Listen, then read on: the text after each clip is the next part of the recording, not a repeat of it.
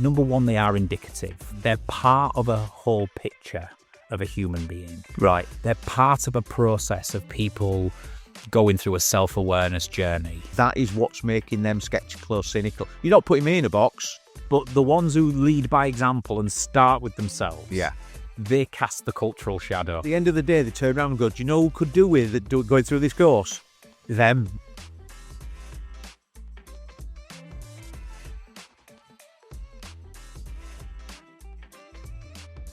Welcome to the People Performance Podcast with me, Spencer Locker. And me, Martin Johnson. Morning, Martin. How are you doing? I'm good, mate. I'm good. Beautiful day in Hull. It is. Yeah.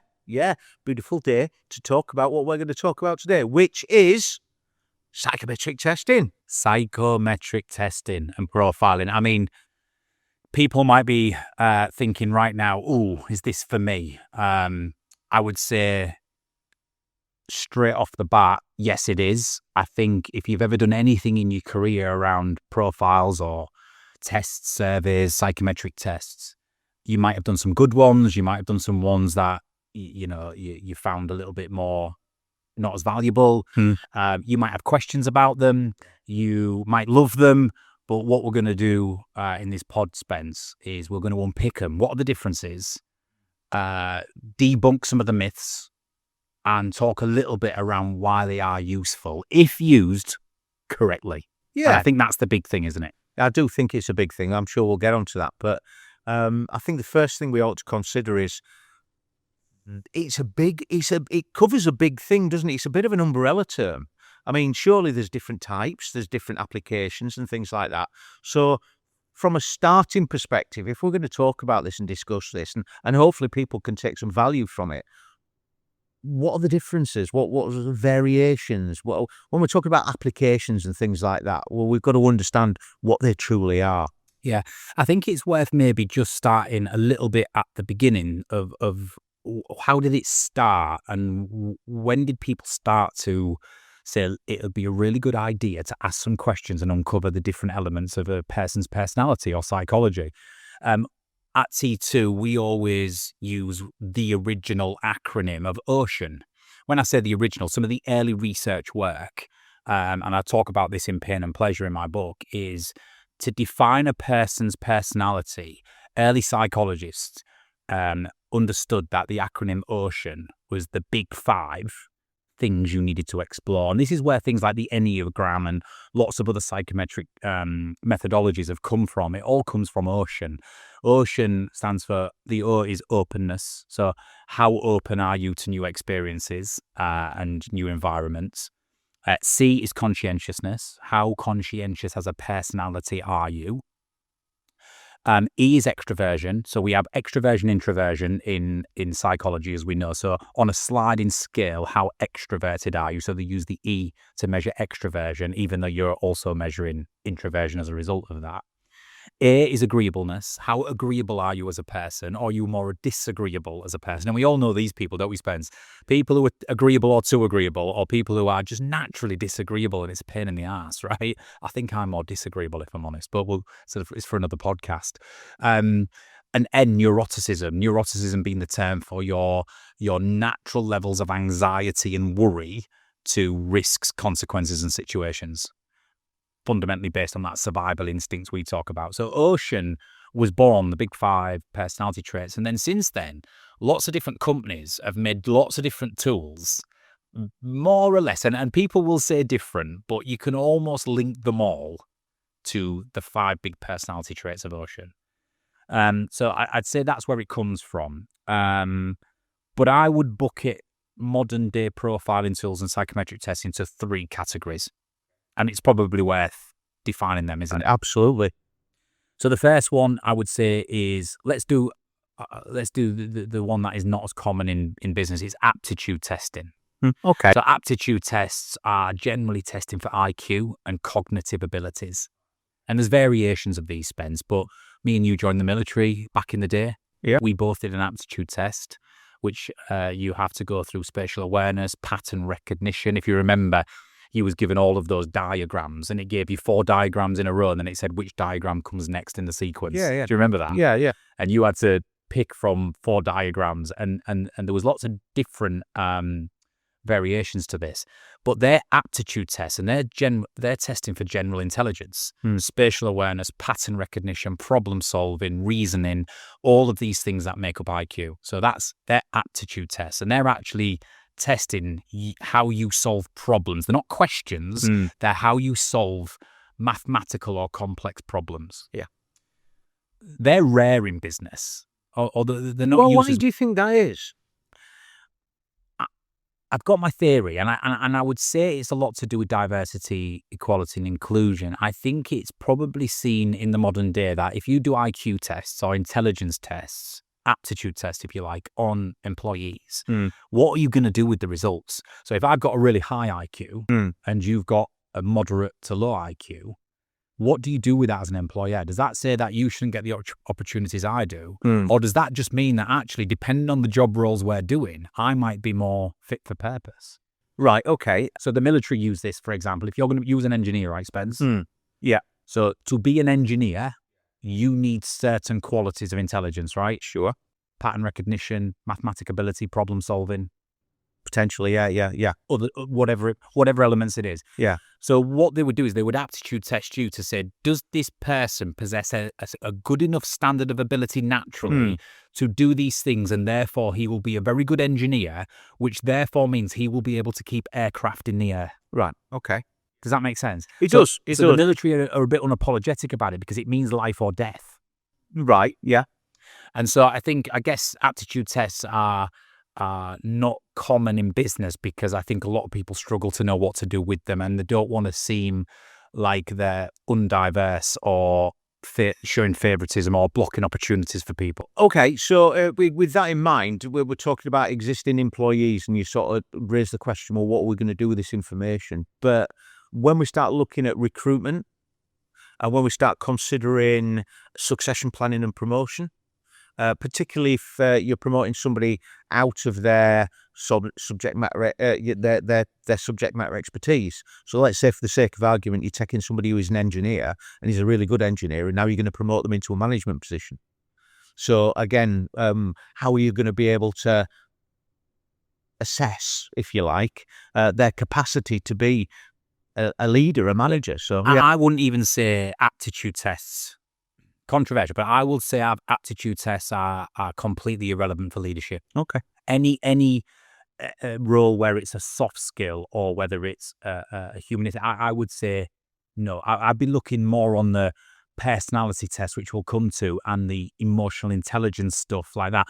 For aptitudes and ability tests and cognitive testing, I think you are looking for the way the brain operates, and does that therefore naturally lend itself to the job at hand, whether you're going to be an architect or an aircraft builder or an engineer or a neuroscientist or an astrophysicist.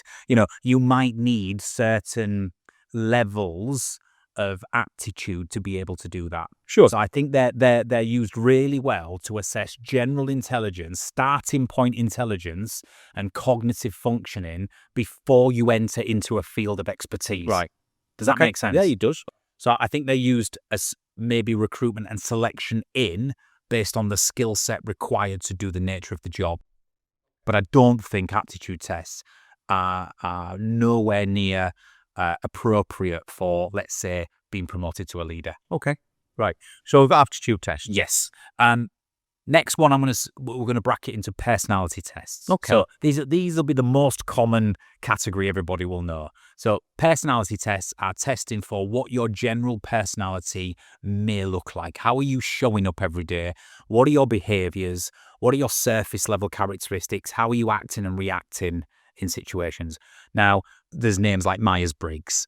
We'll go for DISC, Insights, Social Styles, Thomas, STIs, whatever it might be. There's lots of different brands of personality test, which the big five, which will tell you on the surface how your personality is made up, or it'll give you an indication of how your personality is primarily made up as a default position. Now, this is important to understand, Spence. This is not saying there is a box and you are in it. For example, the Insights is the most simplistic surface level personality test you can do. You have 4 colors: red, yellow, green, and blue. Red is direct, can be assertive, at times fiery, fast-paced, etc. Yellow is creative, positive, sunshine, social. Green is amiable, caring, generous, amicable, all of those things. Blue is analytical, cool, problem-solving, objective. And so the 4 colours give you just what do you lead with? What's strong in you? So if I do insights, it might say, Martin, you're very dominant in red, which I am. Your secondary colour is yellow, so you've got quite an element of creativity in yellow in you. Green is your lowest, Martin. You are not amiable or considerate or caring at times, or the percentage is lower. So personality tests are surface level. Tell me how I'm showing up and what I'm leading with, but it's indicative, Spence. Because can I be green at certain points in my life? Have you ever seen me be caring and generous and patient? I was hoping he was going to say yes. Well, I would say your version of that, for you being your authentic self.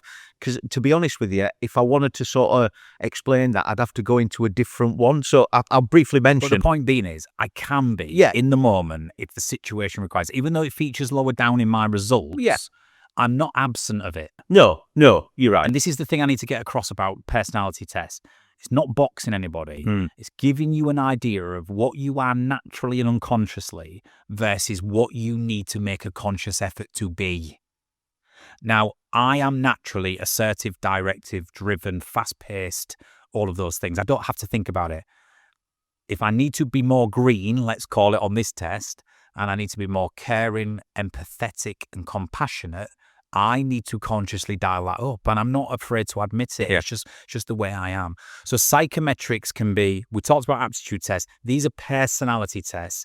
They give you surface level stuff. It can change all the time. So this is the thing. Personality tests can change depending on the job you're in, the people you're spending time with, the status of your relationships, the period of life that you're in, how much stress and duress you're under, trauma, good times, whatever it might be. It can morph and change, but it's going to give you how you're showing up at that point in time. Yeah. Makes sense? Makes a lot of sense, yeah.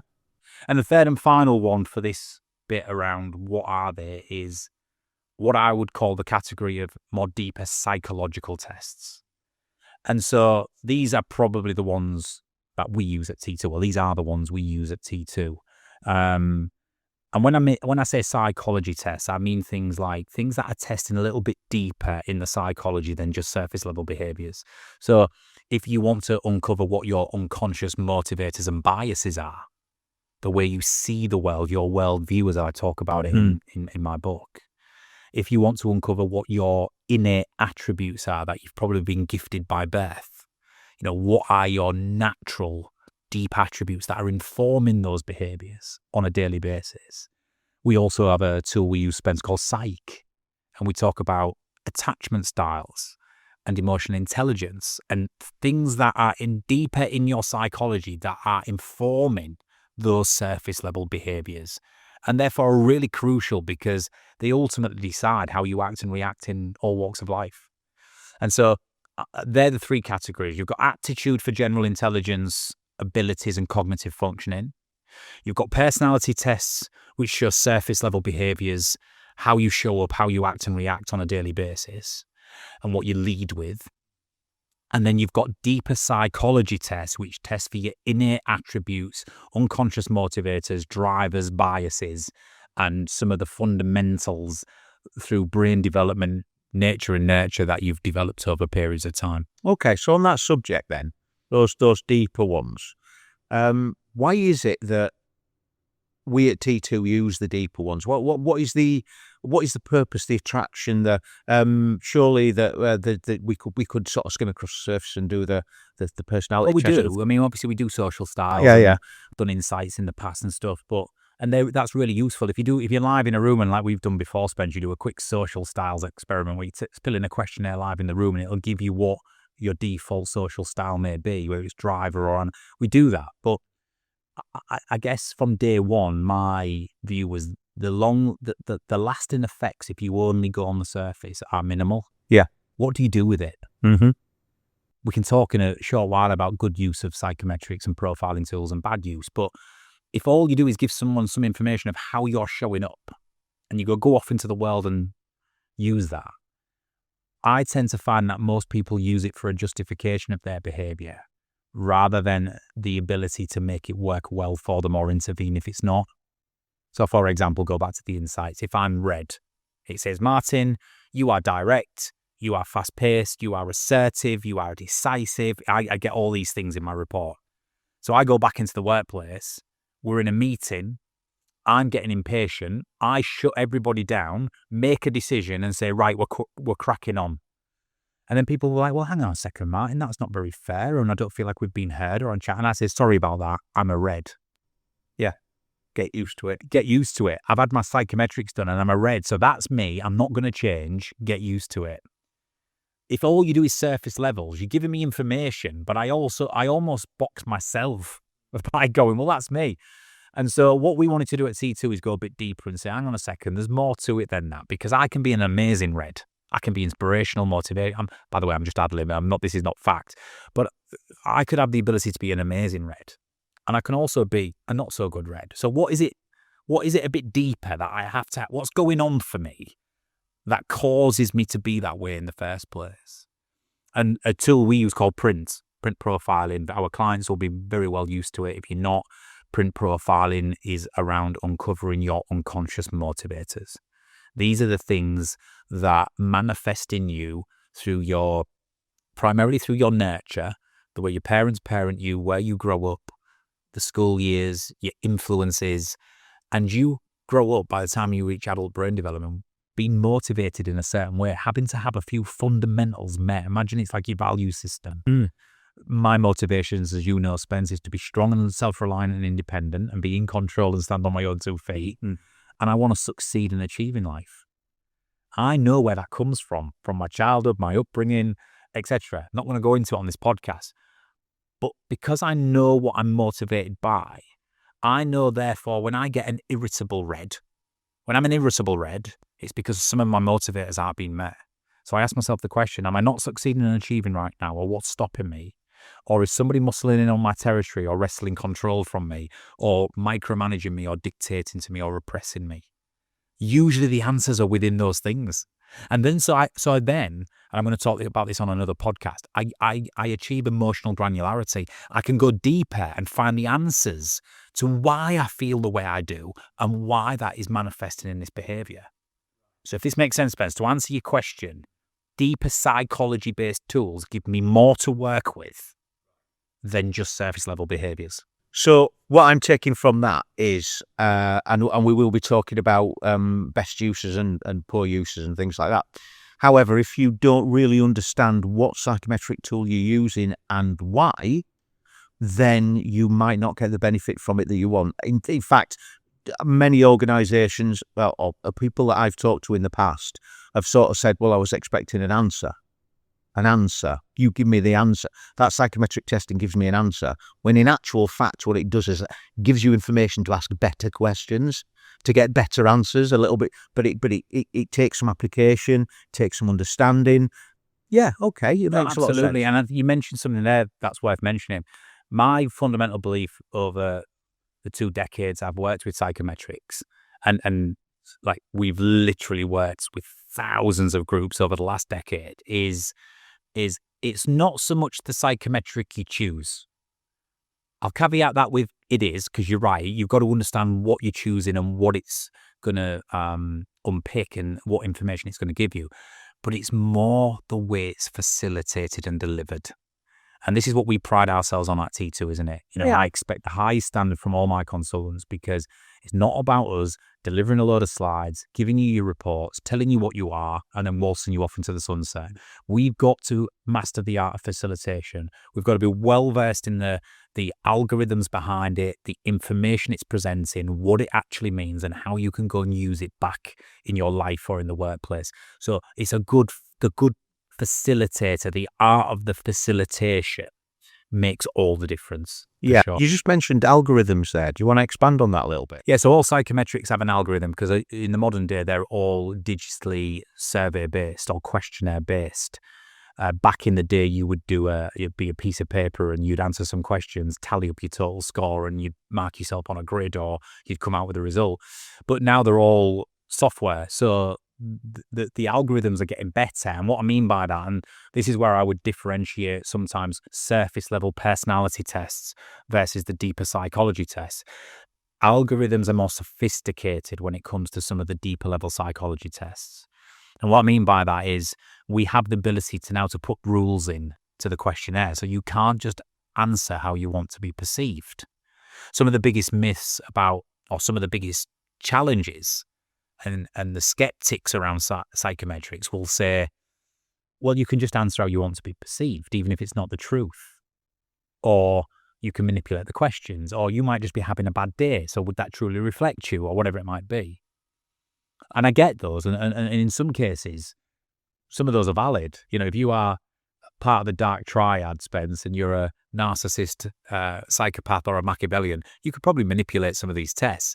But algorithms are getting better, and it's not so easy to do it now. So, for example, on the print profiling test we do, you know, you've got to match 3 similar answers to similar questions. If you start contradicting answers, the sequence of questioning will restart. So you can be on the test 10 minutes, 10 questions, or you might be on it 500 questions and 2 hours. You've got to match answers for it to process, eliminate certain motivators that aren't dominant in you and match others. And then you've got the pattern of the question. So depending on how you ask question 1, it will then send you to question 2. So it'll start taking you on a journey to verify and validate that what you're saying is consistent and correct. Lots of psychometrics now also put a time limit on the questions. So they don't want you to overanalyze it. They want you to answer in your gut instincts or the first thing that springs to mind. Or vice versa, if you're doing other tests, there might not be a time limit because you might need thinking space. So algorithms are getting clever. They're getting more robust, which means you can't just breeze through it and answer how you want to be perceived. And I find that the more time-consuming the test, the more clever the algorithm. If you're able to do something in 3 to 5 minutes and you come out with 4 colours, not dissing it, because Insights is a great tool and it gives you a great thing to work with. But you've got to question how robust the process and the algorithm is. When something's taking you, like for the attributes test, Spence, I mean, how long did it take you to do your attributes test? I think I had to shave again at the end of it. Yeah, it was long, but it was worth it. And you probably had to have a break, save your progress, and come back. Yeah. The attributes test is a total of 260 questions over, 9 categories. Yeah. You know, it's so in-depth because you're testing against 41 human attributes, right? And so that is more robust. And so I would say algorithms matter. And when you're choosing your psychometrics, understand, number one, like you said, what you're testing for, surface level personality or deeper, more innate psychology type stuff. And secondarily, what's the best tool to use with the most sophisticated algorithms to get the most accurate output. Okay. So yeah, that covers off your. So we've got why the depth. Why do we use the deeper ones, and explain about the algorithms. So, what are the positives? What are the advantages? What are leaders and teams and organisations gonna get? Where's the benefit from this? What's the good side, the positive side of psychometric testing? Yeah, there's positives and sort of more negative views on the utilization of psychometrics. What I will say is, I think we have 30,000 data points on our database now. The vast majority of organizations, teams, people, leaders display a growth mindset, embrace profiling and psychometrics, invest in it, and understand how to use it. The vast majority. You'll always get your skeptics, and you'll always get, I've spoken about this with psychologists and psychiatrists in the field. I've spoken to people like Steve Peters about them and Dr. Julie Smith, and we always have stimulating debates around the use of them and the value of them. And so there's good use and there's bad use. And I'd say the good use, some of the best practices around understanding them is, number one, they are indicative. They're part of a whole picture of a human being. Right. They're part of a process of people going through a self-awareness journey, and they are not the entirety finite thing. You cannot take a test and go, that's me. That will always be me. and there's nothing else to me. As we know, the human psychology is so deep and wide. And what psychometrics don't cater for is things like introversion, extroversion. Myers-Briggs does. We've got our own tool that does, but not many of them incorporate that. There's things like attachment style, the way you view relationships, which is partly born out of your relationships when you're very young with your parents, going into early school years and with friends. So there's your attachment style, there's emotional intelligence, there's IQ, as we've already said, that's at play. There's so many variations to what makes a human being a human that personality tests and psychology-based tests are indicative, and they should form part of a bigger discovery piece and not the entirety. So good use is acknowledging that. Right. The second thing I would say is around good use is have it professionally delivered. Right. Because, and you know what I'm going to say on this? I do. I know exactly what you're going to say. We've spent years after accreditation. And what accreditation is we've trained to be able to facilitate the use of psychometrics. We understand the product inside out. We understand what it is, what it isn't, how to facilitate groups, how to present it, how to maintain confidentiality, how to allow them to control what they share. There's an art to it, right? Yeah.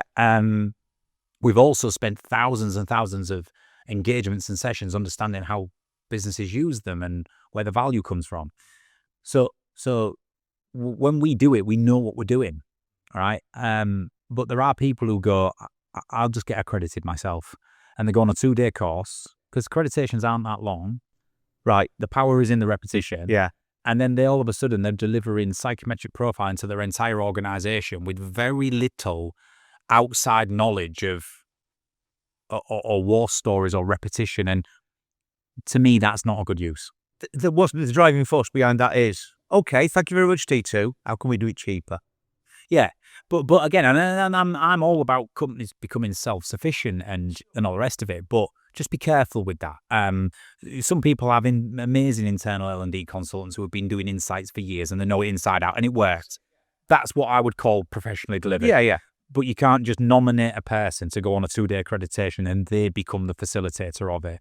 Have it professionally delivered by people who know what they're doing, because there are certain situations with workshops and psychometrics where it can make people feel vulnerable. It can bring back traumatic memories. It can trigger certain things, and you need to be able to be well equipped to deal with that and deal with it professionally.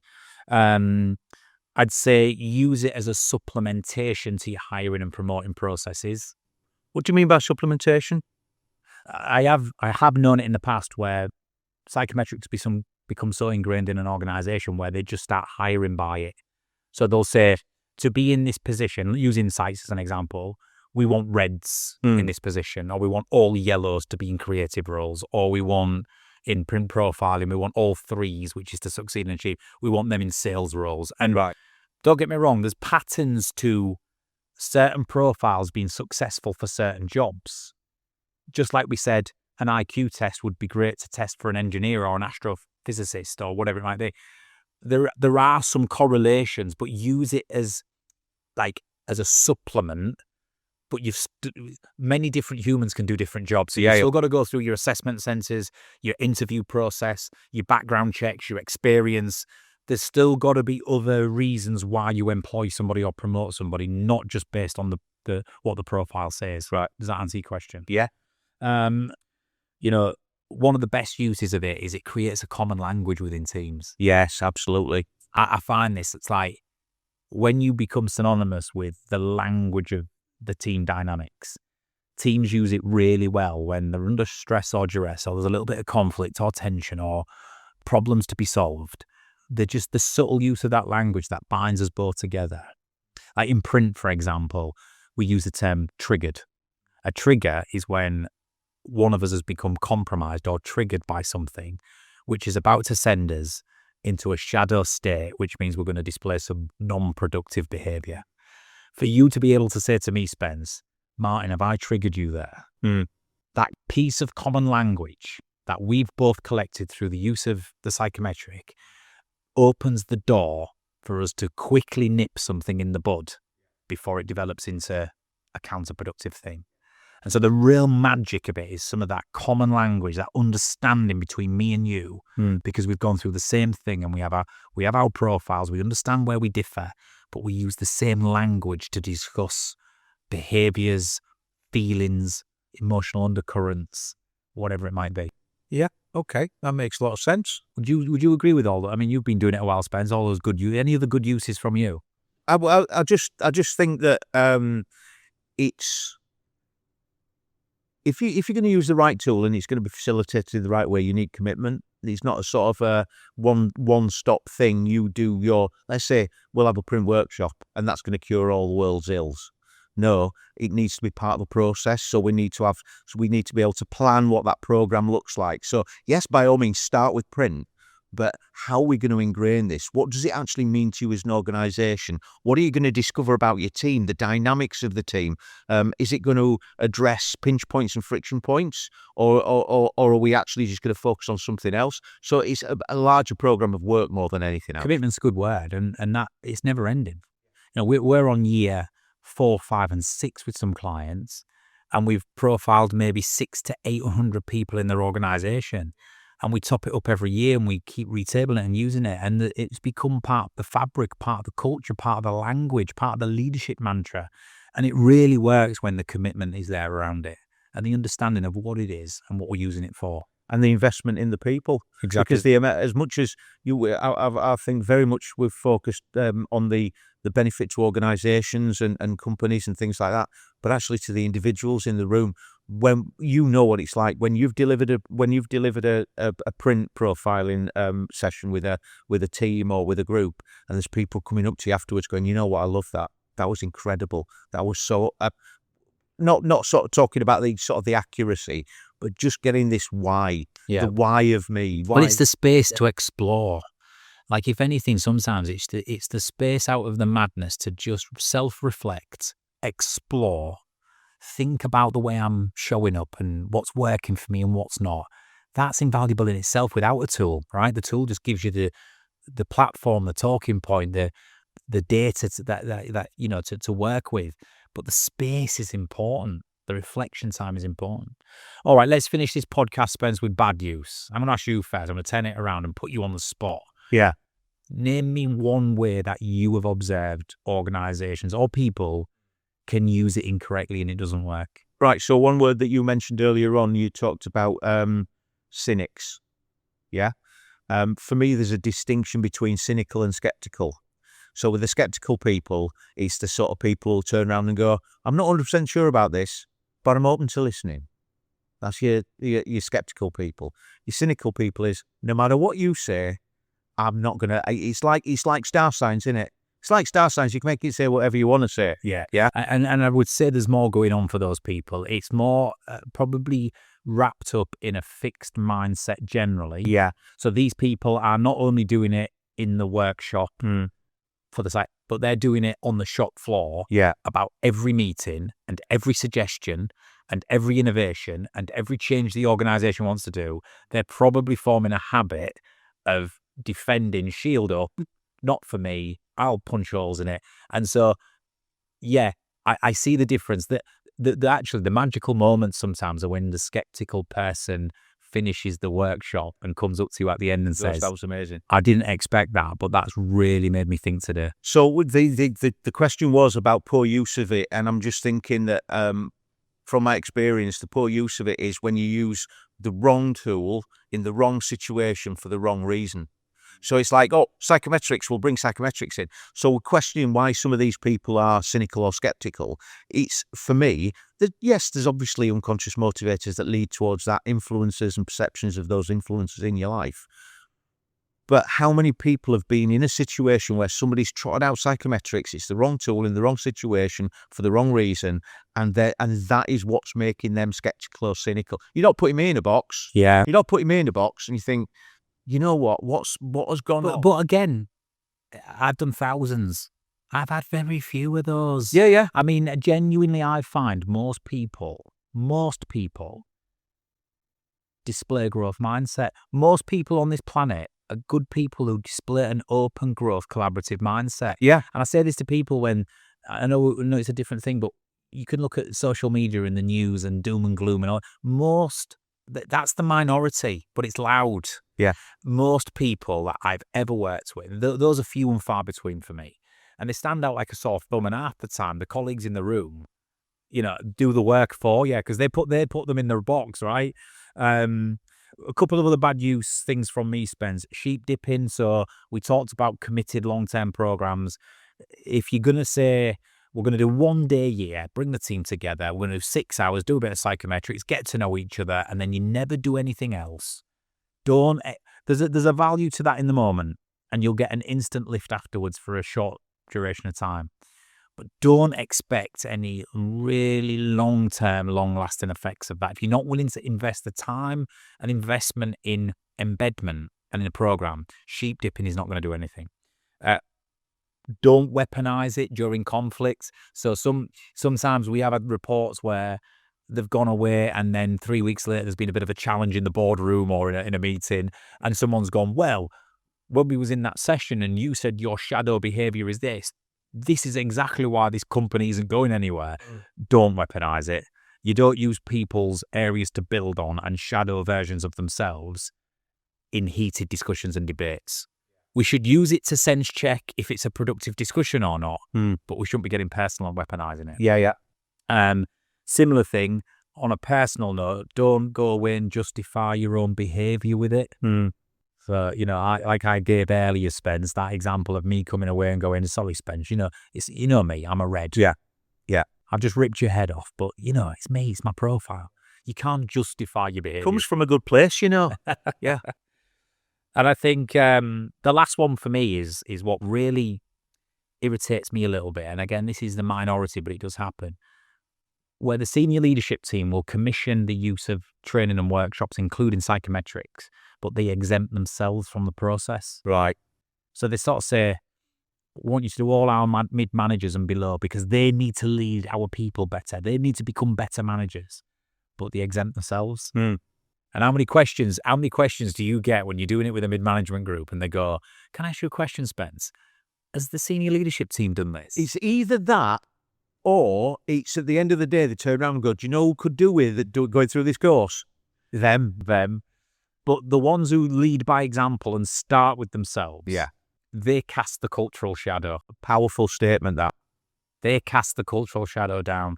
That has far more lasting effect and value than starting in the middle and exempting yourself, because you just get the rebound effect. The rebound effect is, well, you're not making an effort, so why should we? Thank you for all the investment and the information, but you're asking me to manage my triggers and be my best self at work, yet you're not doing the same. So the rebound effect happens. So start at the top, cast the cultural shadow, otherwise it's not going to be a good use of time. No, absolutely. I think we're about on time, Spence. We are. I mean, we've looked at the different types of psychometric testing, the different sort of areas where why we use the deeper stuff, sort of explaining and understanding why that is, the good use of it, the positives, the how organisations can benefit from these things. But we've also sort of towards the end sort of looked at some of the things that might not be appropriate, might not serve the client well, but actually, I think that's real covered all the areas there. Yeah. My final point on this would be, we've done this for a lot of time now, and profiling tools, psychometrics, whether that's aptitude tests, personality tests, deeper psychology tests, they're a great tool. They're an absolute great tool, and the vast majority of people love engaging with them. They enjoy learning about themselves. They understand it's not finite or the full picture. They understand it's indicative. They understand it's helping them understand what they naturally lead with. But they also understand that all human beings can be anything if they want to be. But you're not going to be anything you want to be in the moments of stress, pressure, and duress. And when you're not consciously thinking about it and adjusting behaviors, you will be going to your default style, your default behaviors, which are driven by your default unconscious motivators and attributes. And knowing what they are there for is incredibly important, because then you have the knowledge to adjust. Yeah. And so that's the final message I would give people. Cool. And hopefully that's been informative in terms of psychometrics. Well, I think it absolutely has. Martin Johnson, thank you very much. Cheers, Spence. So that's the end of this episode of the People Performance Podcast. I have no doubt we'll be back with another one very shortly. We will. So look forward to that. Thank you very much for listening. Thank you very much for watching. Bye-bye now.